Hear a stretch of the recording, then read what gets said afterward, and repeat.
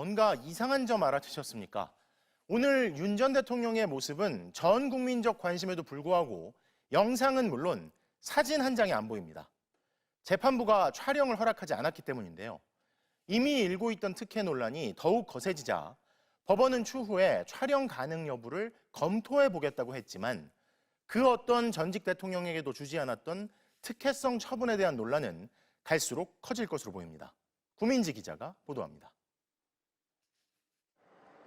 재판부는 본격 공판에 앞서 법정안 촬영을 허가하지 않은 이유를 밝혔습니다. 언론사 촬영 신청 2건이 있었는데 너무 늦게 들어와 피고인 의견을 묻는 절차를 밟을 수 없어 받아들이지 않았다는 겁니다. 촬영 신청은 지난주 금요일 오후에 있었습니다. 법원 관계자는 지난주 금요일 재판부가 다른 사건 재판을 끝냈을 때에는 일과 시간 이후라 피고인에게 촬영 동의 의사를 물어볼 수 없었던 걸로 안다고 했습니다. 대법원 규칙을 보면 촬영 신청서는 재판기일 전날까지 제출하면 됩니다. 재판장은 피고인 동의가 있어야 촬영을 허가할 수 있지만 꼭 그런 건 아닙니다. 재판장이 공공의 이익을 위해 상당하다고 판단하면 피고인 동의와 상관없이 촬영을 허가할 수 있습니다. 박근혜 전 대통령 때도 촬영 신청서가 재판 하루 전 제출됐지만 재판부가 허가했습니다. 이명박 전 대통령 때는 피고인 측이 촬영에 동의하지 않는다는 의견서를 냈는데도 재판부가 허가했습니다. 전직 대통령 사건의 역사적 의미와 국민 알 권리를 고려한 겁니다.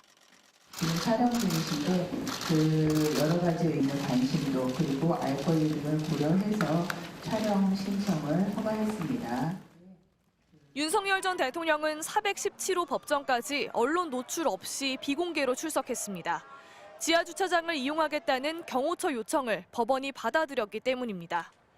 오전 9시 46분쯤 자택에서 차량이 나왔는데 윤 전 대통령은 4분 뒤 법정에 모습을 드러냈습니다.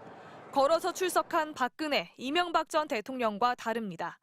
윤 전 대통령 사건 재판부는 신청서가 다시 제출되면 피고인 의견을 물어 검토하겠다며 촬영 허가 가능성을 열어뒀습니다.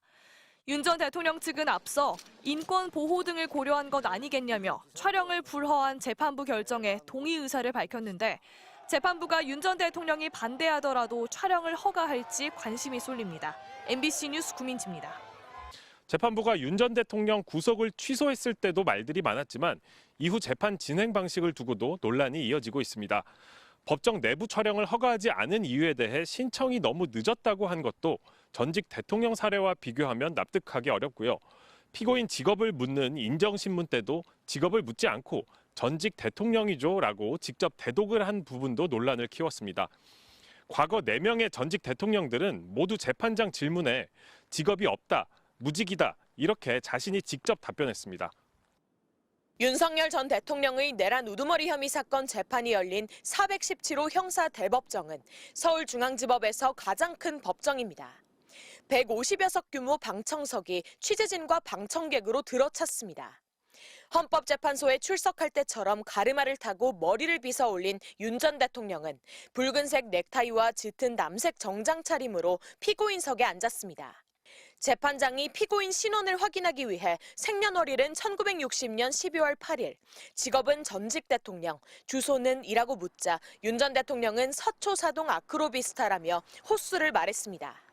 검사가 공소 요지를 읽으며 국회에 계엄군이 진입한 부분을 언급하자 윤 전 대통령이 미간을 찡그렸고 중앙선관위 장악 대목에서 소총, 케이블타이가 언급되자 고개를 좌우로 저었습니다. 윤 전 대통령은 검찰이 배부한 PPT 인쇄물을 한 장씩 넘기며 반박했습니다. 검찰의 공소장 자체를 부정했습니다. 26년간 정말 많은 사람을 구속하고 기소한 자신도 도대체 무슨 내용인지, 무엇을 주장하는 것인지, 이게 어떤 로직에 의해 내란죄가 된다는 것인지 도저히 알 수가 없었다. 나도 여러 사건 하면서 12.12나 5.18 내란 사건 공소장과 판결문을 분석했지만 이걸 내란으로 구성했다는 것 자체가 법리에 맞지 않다고 했습니다. 자신의 법지식을 과시하며 후배 검사들을 깎아내린 겁니다. 발언이 길어질수록 특유의 손동작이 커지고 목소리도 커졌습니다. 모두 발언이 끝나자 생수 한 통을 다 비우더니 옆에 있던 윤갑근 변호사 물도 마셨습니다. 재판부를 향해서도 대놓고 쓴소리를 했습니다. 증인신문 순서를 두고 중구난방으로 뒤로 갔다 앞으로 갔다 이렇게 하는 것은 진상규명을 해나가는데 방해가 되지 않겠느냐며 불만을 드러냈습니다. 오늘 검찰에서는 12명의 검사가 나왔고 윤 전 대통령 변호인도 12명이 나왔습니다. MBC 뉴스 구나인입니다.